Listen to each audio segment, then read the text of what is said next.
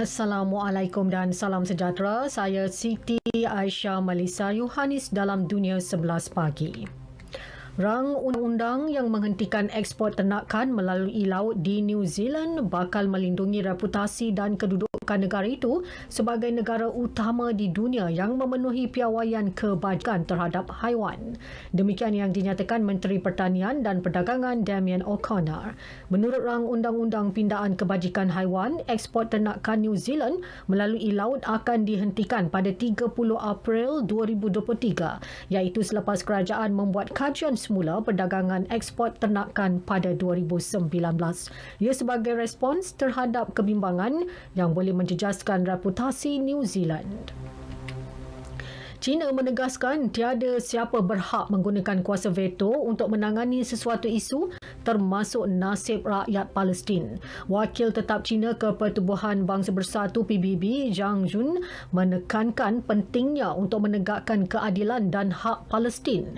Beliau berkata Majlis Keselamatan PBB wajar melaksanakan tugasnya secara objektif dan saksama mengikut konsensus antarabangsa. Selain menggalakkan semula rundingan Palestin-Israel tanpa berlengah, Zhang Jun menegaskan China menyokong keadilan untuk rakyat Palestin mendapatkan semula hak kenegaraan mereka yang sah.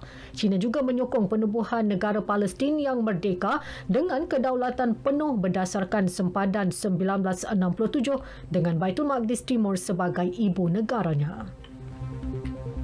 Mahkamah Perlembagaan Thailand dijangka mengumumkan keputusan berhubung keabsahan mandat Perdana Menteri Prayut Chan-o-cha hari ini. Ketika ini, Prayut telah digantung tugas selama 5 minggu bagi membolehkan mahkamah meneliti kes yang difailkan Parti Pembangkang Pheu Thai yang mendakwa tokoh itu sepatutnya sudah melepaskan jawatan bulan lalu. Mahkamah masih memutuskan sama ada tempoh 8 tahun sejak Prayut dilantik menjadi Perdana Menteri adalah termasuk ketika beliau mengambil alih kuasa selepas menggulingkan kerajaan pilihan rakyat pada 2014. Prayut pada mulanya berkhidmat sebagai Ketua Majlis Ketenteraan dan menjadi Perdana Menteri pada 2019 menerusi pemilihan di bawah draft Perlembagaan Ketenteraan. Taufan Ian yang membadai Florida menyebabkan kira-kira 2.5 juta kediaman terputus bekalan elektrik.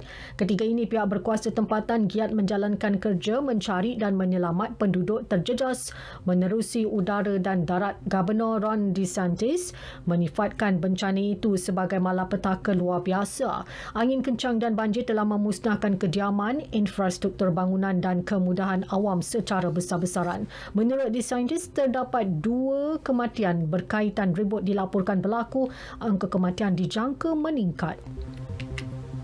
Sementara itu, Presiden Amerika Syarikat Joe Biden memberi amaran Taufan Ian yang membadai Florida mungkin menjadi bencana terburuk dalam sejarah negeri tersebut. Beliau menyatakannya semasa menghadiri taklimat di Ibu Pejabat Agensi Pengurusan Bencana Persekutuan. Biden menjangkakan angka kematian akan melonjak tinggi sebagaimana yang diterima dalam laporan awal oleh pasukan penyelamat. 4 wilayah Ukraine yang dikuasai Rusia kini akan digabung untuk memudahkan ia ditadbir. Keputusan itu akan diumumkan secara rasmi dalam satu majlis di Kremlin hari ini. Presiden Rusia Vladimir Putin menegaskan Moskow akan mempertahankan wilayah yang dikuasai tersebut dengan apa jua cara, termasuk penggunaan senjata nuklear. Jurucakap Kremlin Dmitry Peskov memaklumkan pengisytiharan 4 wilayah tersebut akan dibuat oleh Putin dalam ucapan utama beliau. Susulan pengumuman Kremlin, Presiden Ukraine Volodymyr Zelensky akan mengadakan mesyuarat tergempar peringkat tertinggi hari ini. Satu keputusan drastik akan diambil dalam usaha membantah rancangan Rusia menggabungkan 4 wilayah Ukraine tersebut. Zelensky menyifatkan usaha Vladimir Putin sebagai tidak mengikut undang-undang dan tidak akan berjaya. Beliau memberi amaran bahawa kesan lebih buruk bakal berlaku sekiranya rancangan Putin itu diteruskan. Susulan rusuhan secara besar-besaran terhadap kematian seorang wanita dalam tahanan polis di beberapa bandar di Iran, bantahan memasuki minggu kedua hari ini telah mengorbankan sekurang-kurangnya 83 nyawa. Kumpulan hak asasi manusia di Iran mendakwa jumlah korban turut melibatkan kanak-kanak dan ia dijangka meningkat. Sekian berita yang disunting oleh Jalaluddin Baharin dari Pusat Berita RTM. Assalamualaikum dan salam keluarga Malaysia.